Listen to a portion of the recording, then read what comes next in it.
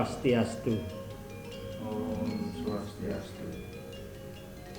Para pemirsa yang budiman, dimanapun berada. Kali ini kembali Yuda Triguno Channel akan berbagi pengetahuan yang saya akan ambil dari kisah Nidya Tantri, terutama dalam Manawa Tantra. Pada minggu lalu saya sudah berbagi mengenai cerita Nidya Tantri. Waktu itu bercerita mengenai kesombongan seekor kuda dan keledai dungu. Kali ini saya akan berbagi kembali cerita Nidya Tantri, yaitu tikus mati di keranjang jagung manis. Balada seekor tikus rakus dan gamaruk. Para pemirsa yang saya muliakan dimanapun berada, diceritakan pada saat pemutaran Mandaragiri, sang Garuda mengiringi Yang Hari. Ada 5 penggal cerita penting yang dapat kita petik dari pemutaran Mandaragiri ini. Peristiwanya melibatkan manusia, melibatkan hewan, melibatkan burung, melibatkan binatang bawah air, tidak kurang dari 300 jenis binatang. Ini cerita tentang binatang ya, para pemirsa dan adik-adikku, yang seringkali disebut dengan Pancatantra, yaitu Manawa Tantra, yang kedua Nandaka Tantra, yang ketiga Garuda Tantra, yang keempat Wanara Tantra, dan Matsya Tantra. Jadi 5 tantra. Bapak Ibu yang budiman, yang saya hormati, kisah ini dimulai dari keberadaan satu kerajaan yang disebut Patalina Gantung, yang dipimpin oleh seorang raja namanya Eswaria Dala. Seorang raja yang sakti mandraguna. Kerajaannya amat makmur, damai, asri, tentram, kerta raharja. Mengapa bisa demikian? Karena seorang raja, Eswaria Dala ini, dibantu oleh seorang Mahapati yang Satria Wiring, setia, berdedikasi, ya, teguh, kemudian membela kepentingan rakyat. Namanya tidak lain Ki Patih Bande Swaria. Ki Patih Bande Swaria, seorang Mahapatih Wiring, Satria Wiring. Ki Patih memiliki seorang putri cantik jelita, namanya Nidya Tantri. Ia tidak hanya cantik wajah, cantik fisik, tetapi juga ia prajna, berpengetahuan, cantik, berpengetahuan, juga berbudi luhur. Waduh, cantik wajah, Ya.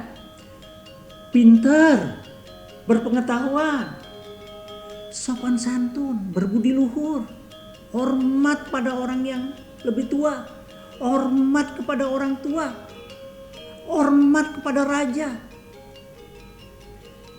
Satu pengetahuan lain yang juga dimiliki oleh Nidya Tantri tidak lain adalah ia memiliki keterampilan bercerita. Karena bacaannya sastra-sastra agama. Karena bacaannya sastra-sastra yang berkaitan dengan etika. Itu sebabnya dia memiliki wawasan yang amat luas. Dan ditambah tadi keterampilan apa? Bercerita. Ya kalau dalam bahasa sekarang mungkin bertutur, public speaking. Ya, orang pintar ngomong. Ada orang yang pintar pengetahuan, tapi disuruh ngomong nggak bisa. Nah, Nidya Tantri ini cantik, pintar, berbudi luhur, dan keempat memiliki keterampilan bertutur. Sehingga siapapun yang mendengar tutur ceritanya, siapapun yang mendengar penjelasannya terkesima karena isinya padat, berstruktur, sistematik, dan mudah dimengerti. Tuh, hebat gak kira-kira kalau seorang perempuan deh, kalau seperti itu, cari calon istri seperti Nidya Tantri. Cantik, pintar, ya, berbudi luhur, tahu sopan santun, dan tentu memiliki keterampilan bertutur. Ya, Bapak Ibu sekalian, suatu saat pada minggu lalu saya bercerita ketika dia harus menghadap Raja Eswaryadala. Dia sudah bercerita tentang kesombongan kuda dan kedunguan keledai. Hari ini ia akan bercerita mengenai tikus mati di keranjang jagung manis. Ceritanya dimulai dari kebiasaan inengah jinah. Nah, ini namanya khas Bali gitu. Ya, karena Nidya Tantri lebih banyak dan populer di Bali. Kemudian ini cerita juga melibatkan nama orang Bali. Diceritakan inengah jinah itu tidak lain adalah seorang petani, seorang warga yang amat bersih. Ya. Tidak ada sisa-sisa makanan apapun yang berserakan. Selalu disapu, selalu dibungkus dengan rapi, dan sisa-sisa makanan pun telah membuat para tikus kesulitan mencari makan. Karena apa? Habitat tikus. Tikus tidak akan hidup pada rumah yang bersih. Ya, kalau rumah Budiasih bersih, kamarnya bersih, tikus nggak bakal datang. Sejenis binatang pengerat pun tidak akan datang. Bersih, pangkal, sehat. Bersih, pangkal, sehat disebut. Nah, Pak Jinah ini orangnya bersih. Kesana kemari tikus mencoba mencari sisa-sisa makanan.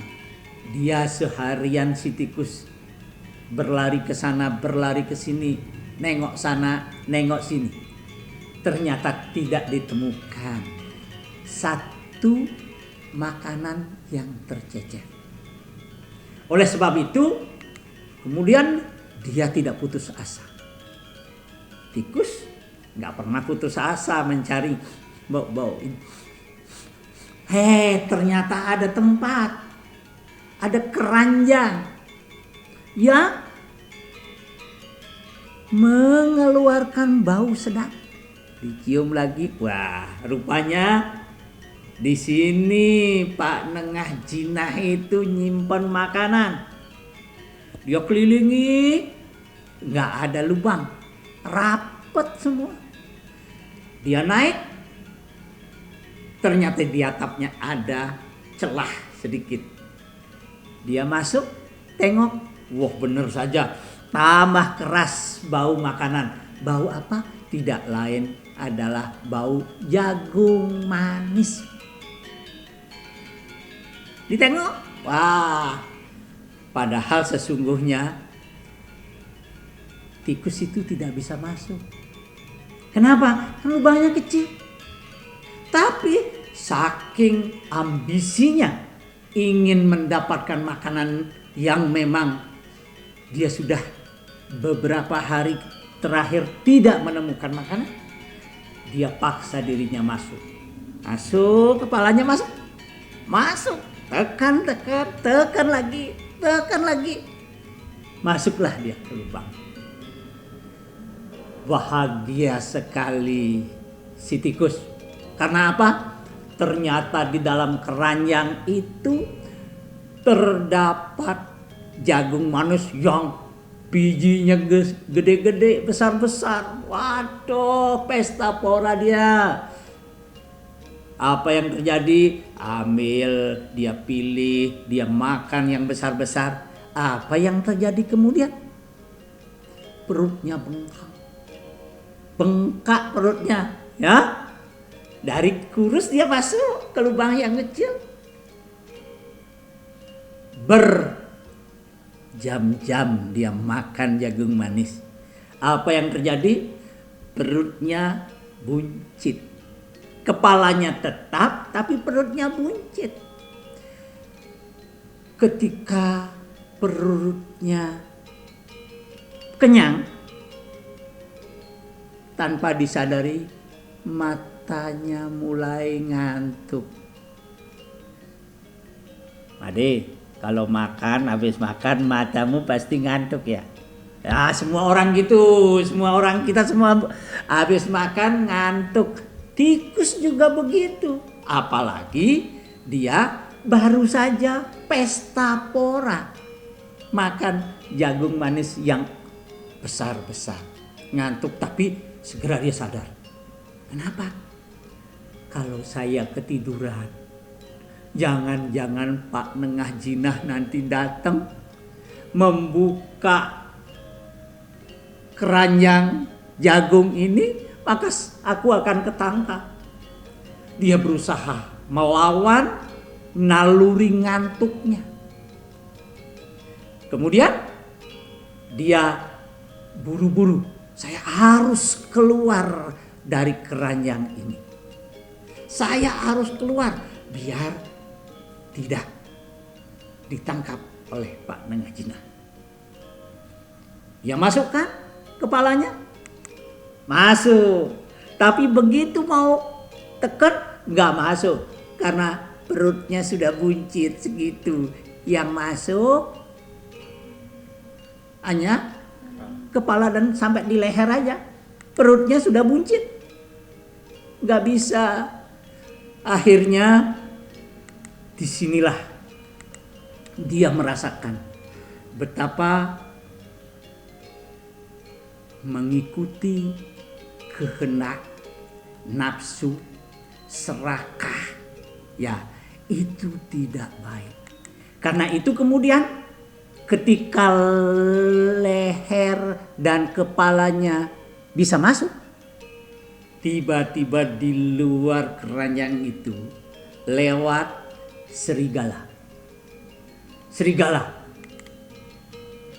Sang serigala tahu persis apa yang terjadi. tikus, dia bilang si serigala, saya tahu apa yang kamu alami. Kamu hanya mementingkan dirimu sendiri. Kamu tidak memiliki wiweke. Tahu wiweke? Kebijaksanaan. Ya. Jagung itu memang enak. Jagung itu milik Pak Nengah Cina. Kamu mencuri.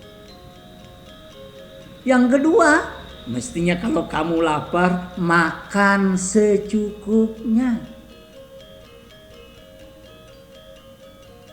Jangan mengikuti kehendak hatimu yang rakus itu. Inilah karma yang harus kamu terima. Ini adalah pahala dari karmamu karena engkau tidak bisa mengendalikan dirimu. Oleh karena itu, kamu tidak akan pernah bisa keluar kecuali kamu ditangkap oleh Pak Nengah Jinah. Kalau kamu ingin aman, kamu harus tetap berada di keranjang itu hingga perutmu sudah kempes lagi. Enggak buncit seperti sekarang. Kamu masuk dengan perut kempes. Keluar pun kamu dengan perut kempes. Oleh karena itu Bapak Ibu sekalian, di dalam lontar sila krama disebutkan Advir Gatrini Cudayanti, Manah Satyana Cudayanti, Widyata Pobiam Braktatma, Budir Jenanena Cudayanti. Artinya tubuh dibersihkan dengan air. Benar nggak? Bagaimana cara membersihkan tubuh? Kan dengan air, mandi. Ya. Pikiran dibersihkan dengan kejujuran. Pikiran itu harus dibersihkan setiap saat dengan kejujuran. Roh dibersihkan dengan ilmu dan tapa. Dan akal dibersihkan dengan kebijaksanaan. Wahai para tikus, kira-kira begitu kalau dia mengerti sloka ini, janganlah menjadi pencuri. Janganlah mengambil sesuatu melebihi dari kapasitas yang kita miliki. Ketika kita diberi kesempatan, ketika kita diberi wewenang, ketika kita diberi rezeki yang lebih, jangan lupa ingat nasib kawan lain. Ini nasihat penting dari cerita Nidya Tantri kepada Maharaja Eswaradhyadala ketika bercerita mengenai cerita kebijaksanaan binatang. Semoga cerita binatang yang disampaikan Nidya Tantri ini memberi suluh kepada kita, memberi tuntunan moral kepada kita jika kita sedang berkuasa. Jika kita sedang diberi kesempatan yang lebih baik, jangan pernah lupa kepada teman lain. Jangan serak, jangan rakus. Kerakusan akan membawa nasib buruk. Makna penting dari sesuluh ini yang dapat kita petik adalah yang pertama, jangan serakah, jangan rakus, Jangan mengambil kesempatan. Kerakusan akan membawa nasib buruk bagi semua orang. Yang kedua, kalau toh kita diberi kesempatan, diberi rezeki, diberi penghasilan lebih, jangan dihabiskan sekaligus. Simpanlah untuk keperluan nanti. Orang yang bijaksana adalah orang yang pandai menyimpan apa yang ia miliki untuk kehidupan masa depannya. Makna ketiga adalah saat berkuasa, ingatlah juga nasib kawan yang lain. Semoga bermanfaat. Terima kasih. Om Santi Santi Santi Om. Om Santi.